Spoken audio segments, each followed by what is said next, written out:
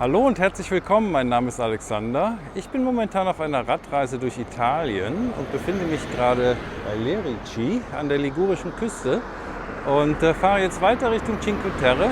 Und wenn du wissen willst, was ich dabei alles sehe und erlebe, dann bleib dabei. Nahmedatum für dieses Video ist der 7. Mai 2023. Es ist sonnig mit ein paar Schleierwolken, schon relativ warm. Ja, und da vorne kommt der zweite Tunnel des Tages. So, da bin ich heile durch und fahre jetzt weiter Richtung La Spezia. Ich komme jetzt nach La Spezia und hier haben sie einen Containerhafen. Ja, eigentlich habe ich vorgehabt, mit dem Boot von hier aus zu fahren, von La Spezia an der Küste von Cinque Terre entlang. Aber ich weiß gar nicht, ob die Fahrräder mitnehmen. Zweitens zieht es sich gerade zu und drittens steht die Sonne schlecht. Da will ich die ganze Zeit in die Sonne filmen. Also ich werde wahrscheinlich dann jetzt die Küstenstraße nehmen und die ist sehr, sehr herausfordernd. Ich habe mir jetzt eine Unterkunft für die nächsten 3 Nächte hinter dem letzten Ort von Cinque Terre gebucht. Und dann fahre ich mit dem Boot oder mit dem Zug wieder zurück und schaue mir dann die Orte da an. So der Plan. Die Stadt fahre ich jetzt nicht rein, das ist mir für den Morgen zu wuselig. Da strömen jetzt schon die Kreuzfahrttouristen hinein. Sieht auch wieder nach einer Menge Häuser und einer Menge Kirchen aus. Eine Fahrraddemo. Jetzt hat mich mein Treck doch in die Innenstadt geschickt. Das ist ganz schön, wenn man schon mal da ist, kann man es sich auch anschauen, aber im Gegensatz zu den anderen Städten, die ich jetzt gesehen habe, ist es ein bisschen blass. Und das sind die Berge, über die ich heute rüber muss.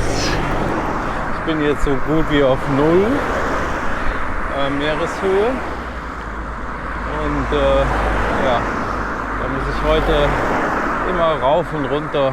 Die ganze Straße ist eine einzige Kurve. Ich gehe aber erstmal aus dieser Stadt raus. Hier links von mir ist ein militärisches Sperrgebiet, ein Militärhafen, denke ich. Der muss umfahren werden. So, das ist der Beginn des Anstiegs. Jetzt geht es in die wilden Berge. Ja, da ist der Blick runter immer zugewachsen. Ich habe mich aber schon ganz schön hochgearbeitet und bis jetzt ging es auch nur moderat bergan in langen Schleifen. Das wird sich wahrscheinlich im Laufe des Tages ändern. Es ist inzwischen 11 Uhr. Ja, das ist doch mal ein schöner Ausblick hier auf La Spezia. Ich bin inzwischen auf 197 Metern hoch. Das ist ein bisschen höher als der Kölner Dom. Und es ging wirklich bisher. Und jetzt habe ich hier so einen Zwischenhoch erreicht. Der Himmel zieht sich irgendwie zu. Links von mir ist noch blauer Himmel. Das ist eigentlich auch nicht schlecht, wenn ich hier rumklettern muss. Ich weiß nicht, ob ich da noch irgendwie rüber muss. Mal schauen. Das da drüben könnte blasser sein. Hier rechts geht es steil runter in eine Schlucht. Inzwischen bin ich auf 270 Meter hoch, aber man merkt es kaum, dass man klettert. Gestern bin ich ja nach Lerici gefahren, abends noch, und dann ohne Gepäck den Berg wieder rauf. Es ging so einfach. Ja, inzwischen bin ich auch ganz gut trainiert, glaube ich. Aber trotzdem kommt jetzt noch einiges auf mich zu. Das bleibt nicht so, wie es jetzt ist. Eigentlich sollte die Galerie non-illuminata sein, also nicht beleuchtet, aber hier sind jetzt doch ein paar Lampen an. Ja, der war lang, meine Güte. Ich hatte mich schon gewundert, warum da so eine lange gerade Strecke ist auf der Karte. Ja, ist auch gut, dass der beleuchtet war, denn da waren ein paar ordentliche Schlaglöcher. Die hätte ich im Dunkeln nicht gesehen. Ja, zum Glück ist diese Person hinter mir gefahren mit dem Fahrrad mit Warnweste und Lampe. Da war ich ein bisschen geschützt. So, ich bin jetzt auf der Cinque Terre Straße, würde ich mal sagen. Leider wieder auf der falschen Seite, weil ich von Süden nach Norden fahre. Die Aussichten sind alle auf der anderen Seite, aber vielleicht kann ich ja mal rüberfahren ab und zu. So, hier haben wir mal einen kleinen Vorgeschmack auf das, was noch kommt. Ja, der erste der 5 Orte in Cinque Terre ist, glaube ich, Rio Maggiore und das habe ich auch gleich schon erreicht. Aber ich fahre da nicht runter, weil das ist viel zu steil und es gibt Treppen und enge Gassen und deswegen werde ich durchfahren und dann wieder zurückkommen, wenn ich von meiner Unterkunft aus. Und das sieht jetzt ziemlich non-illuminata aus. Ja. Aber zum Glück sind hier Tore an der Seite. Ja, meine Lampe ist ein bisschen schwach. Ich glaube, die sehen mich aber wegen den Reflektoren auf meiner Tasche und am Gepäckträger habe ich auch noch einen. Da unten liegt jetzt Rio Maggiore und man sieht, das hat keinen Zweck, mit dem Fahrrad da runterzufahren. Da vorne fährt so ein Bötchen. Ich denke, da nehme ich morgen eins. Von See aus hat man, glaube ich, sowieso den schönsten Blick. Viel Verkehr ist hier jetzt nicht, außer die Motorräder. Und das liegt wohl daran, dass man auch in die Orte gar nicht mit dem Auto kommen kann. Das hat keinen Sinn. Am besten nimmt man den Zug oder das Boot. Jetzt habe ich noch mal ein bisschen besseren Aussichtspunkt gefunden. Ja, und jetzt mal von der anderen Seite. Der nächste Tunnel. Hier geht es jetzt runter in den nächsten Ort von Cinque Terre nach Manarola. Aber da gibt es keinen Aussichtspunkt hin. Und ich muss jetzt, glaube ich, hier in Serpentin die Straße hoch. Und ich fürchte, ich muss da oben durch Groppo. Das wäre hoch. Es ist inzwischen 12 Uhr. Levanto, da wo ich meine Unterkunft gebucht habe, ist noch 24 Kilometer entfernt. Die haben es natürlich jetzt in sich, weil das ist ganz schön steil hier. Ich muss eben sogar ein Stück schieben. Das hier ist jetzt Groppo, das ist aber nicht der Ort, den ich eben gesehen habe. Von unten. Das ist steil hier. Man fällt fast rückwärts runter. Ja, da vorne kommt eine richtig Hammersteigung. Ich glaube, die muss ich schieben. Das müsste jetzt wohl Lastra sein. Das ist der Ort, den ich von unten gesehen habe. Ja, und diese Strecke ist jetzt doch nicht so steil, wie es von unten aussieht, aber schon ganz schön steil. Ich muss alle paar 100 Meter anhalten und eine Pause machen. So, jetzt habe ich gefunden, was ich gesucht habe, eine Wasserstelle. Jetzt hätte ich gedacht, Volastra wäre oben, aber weit gefehlt. Es geht noch weiter hoch. Zum Glück war da diese Wasserstelle. Also ich konnte heute wieder mal keins kaufen. Da habe ich doch ein bisschen dehydriert. Habe ich einen bestimmten Liter in mich reingeschüttet. Noch eine Flasche in der Tasche. Das ist natürlich jetzt zusätzliches Gewicht, aber das ist leider nötig. Mann. So, jetzt scheine ich oben zu sein. Erstmal. Gerade noch eine Italienerin auf dem Fahrrad getroffen bei der Wasserstelle. Die meinte, es würde noch schön rauf und runter gehen. Die kam aus La Spezia. Die fuhr aber nicht bis zum Schluss. Die wollte dann wieder zurück, wenn sie nicht mehr konnte. Unten am Meer fährt ja auch der Zug. Da kann man immer wieder den nehmen, wenn einen die Kräfte verlassen. Da unten liegt Manarola auf dem Felsvorsprung. Leider im Gegenlicht kann man jetzt nicht so gut sehen. Ich bin jetzt auf 400 Meter hoch. Das ist schon ganz schön tüchtig von null. Aber da hat man noch mal deutlich gesehen, dass es keinen Zweck hat, da mit dem Fahrrad hinzufahren. Das muss ich morgen mit dem Zug oder mit dem Boot machen, wie gesagt. Ich habe eben schon einen Zug fahren sehen. Also ich glaube, die fahren auch recht regelmäßig. Jetzt ist mein Zwischenhoch erreicht. 509 Meter über Meeresspiegel. Aber man kann nicht runterschauen, hier ist alles grün. Jetzt habe ich doch mal einen Punkt gefunden, wo man wieder ein bisschen Aussicht hat. Aha, fantastisch. Die Straße geht jetzt hier weiter am Hang entlang. Inzwischen ist es 1:30. Die Zeit verrinnt. Ich komme nicht voran. Wurde vor Strada Deformata gewarnt. Das ist jetzt mal mit deformierter Straße übersetze, was immer das heißt. Aber hier scheint auch mal ein Erdrutsch runtergekommen zu sein. Da drüben habe ich eben gestanden. Bin jetzt diese ganze Straße hier am Hang entlang gefahren. Es ist inzwischen 2:30. Ich habe gerade eine Pause gemacht in einem kleinen Restaurant. Habe was gegessen. Ich hoffe, dass mich das jetzt mitsamt dem Kaffee, den ich hinterher getrunken habe, über die restlichen Berge bringe. Theoretisch ist es nicht mehr so weit, aber es bleibt herausfordernd.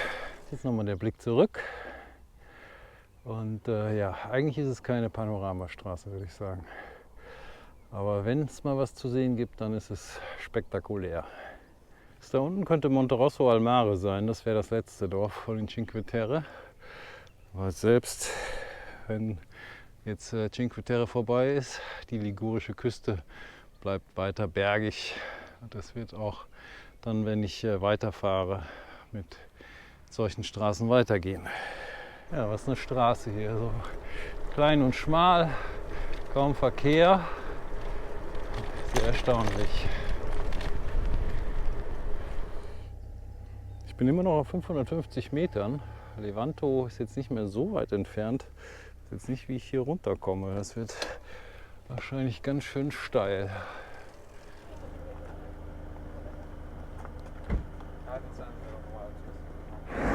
So, hier geht es jetzt nach Levanto. Und eigentlich dürfte es jetzt nur noch runtergehen, weil ich bin tatsächlich auf 550 Metern.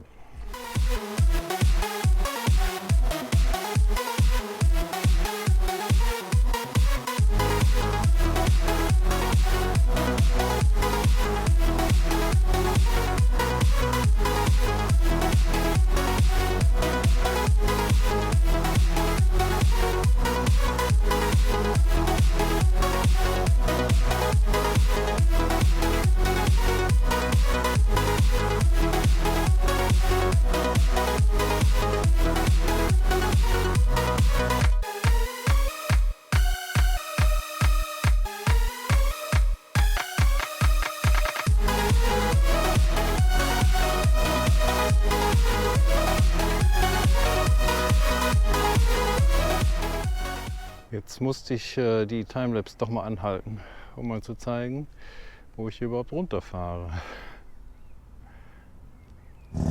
Weiter geht's.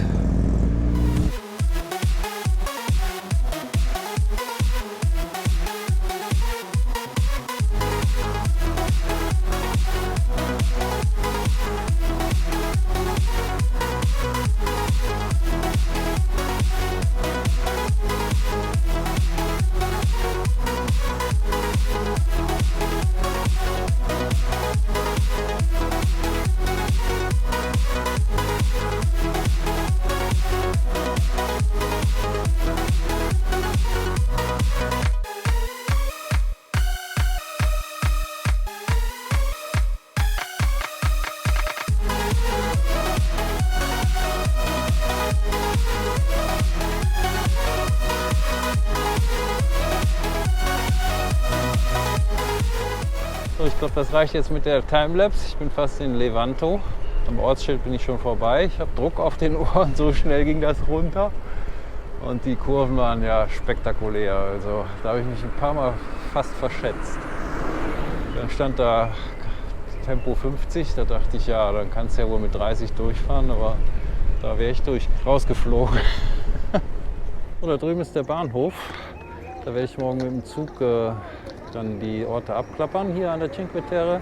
Wahrscheinlich werde ich dann morgens mit dem Zug fahren und nachmittags mit dem Schiff, wenn die Sonne günstiger steht. Falls die Sonne morgen scheint. Es sind Gewitter vorhergesagt. Jetzt muss ich aber erstmal mein Hotel finden. Oh, da ist es schon. Mal sehen, was sie zu meinem Fahrrad sagen. Ich habe eingecheckt. Ich habe diesmal ein Einzelzimmer mit einem Einzelbett und ein kleines Bad. Ich ruhe mich jetzt ein bisschen aus, mache mich frisch und dann gehe ich vielleicht noch runter zum Strand.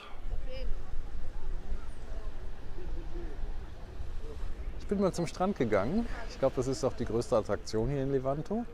Ich denke, die meisten Leute kommen hierher, weil man von hier aus Cinque Terre sehr leicht erreichen kann. Das Wetter ändert sich. Morgen soll es Gewitter geben. Und ja, es gibt mehrere Wege zu Fuß auch an Cinque Terre entlang. Einen bequemen Touristenweg unten an der Küste lang und dann auch noch welche oben in den Bergen. Hier geht es jetzt erstmal nicht weiter, aber da gibt es Treppen runter und dann muss man eben da lang gehen. Ja, und hier ist was los. So, ich weiß, was ich morgen mache. Der Strand gehört mir. Schaufeln und Haken gibt es auch. Hier haben wir wunderschöne Kaller, die habe ich noch nie in freier Wildbahn gesehen sozusagen, immer nur in der Vase. Schönste Rosen. Ja, und das hier scheint die Hauptstraße zu sein. Und hier ist auch noch eine Menge los. Ist doch schöner, als es zuerst den Eindruck gemacht hatte. Positiv überrascht. Und noch mehr schöne Blümchen, die ich leider nicht kenne. Und ich habe auch keine Bestimmungs-App. Das könnten aber auch Margariten sein und Thymian oder sowas. Oder Rosmarin. Ja, hier merkt man schon, dass man in der Riviera ist.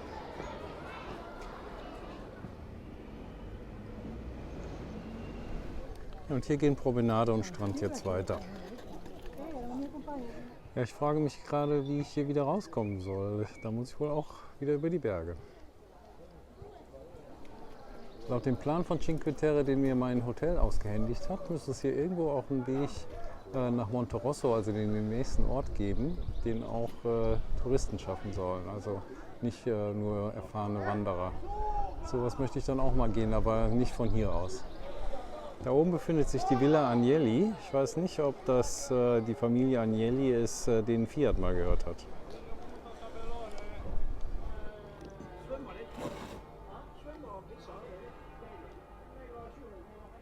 Jetzt habe ich mich mal hingesetzt und genieße das Panorama hier. Es fällt mir ein bisschen schwer zu gehen. Ich eier hier rum, weil meine Muskeln total aufs Radfahren eingestellt sind. Ich sitze ja immerhin schon 35 Tage, glaube ich, im Sattel. Das Wasser sieht sehr einladend aus. Aber ich glaube, es ist noch ein bisschen frisch, wenigstens für mich. Ich beende das Video jetzt hier. Morgen geht es dann mit dem Zug nach Cinque Terre. Und da werde ich mir dann einen nach dem anderen von den 5 Orten anschauen. Ich habe 2 Tage Zeit. Und wenn du wissen willst, was ich da dann alles sehe und erlebe, ob sich das Wetter hält oder ob es Gewitter gibt, dann abonniere jetzt den Kanal und schalte auch das nächste Mal wieder ein, wenn es heißt, ich kam, ich sah, ich filmte. Tschüss!